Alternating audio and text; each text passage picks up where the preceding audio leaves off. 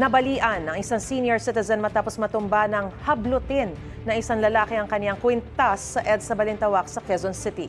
Ang suspect arestado sa follow-up operation. Aminado siya sa krimen.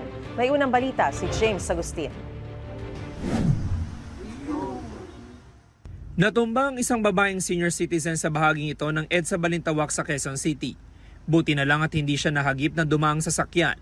Masda na may isang lalaki na nagmamadali paalis sa lugar na tila nakikipagpatintero sa mga sasakyan.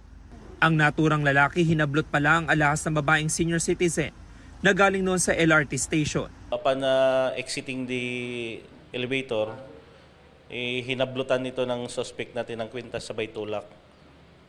So makita natin sa CCTV, medyo mataas yung pinagbagsakan ng biktima natin. Itong biktima natin nag-sustain ng injury, fractured sa left femoral neck niya.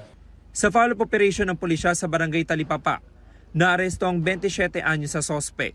Positibo siyang kinilala ng biktima na nagpapagaling pa sa ospital.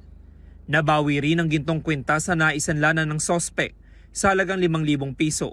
Nakuha natin itong suspect by means ng backtracking at saka forward tracking ng mga CCTVs ng barangay, ng Project Aurora at saka MMDA natin. So natunto natin to. Ayon sa pulisya, 9 na beses nang makukulong ang sospek na dati nang naaresto dahil sa pagnanakaw, carnapping at illegal na droga. Aminado ang sospek sa nagawang krimen.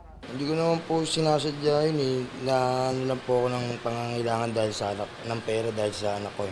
Nagpaalala naman ang pulisya sa publiko lalo na ngayong holiday season. Mag-ingat po tayo sa ating mga mahalagang bagay. Kahit nandito yung mga kapulisan niyo sa kalsada, mas mabuti ng kayo mismo pag-ingatan yung mga gamit ninyo. Ito ang unang balita. James Agustin para sa GMA Integrated News.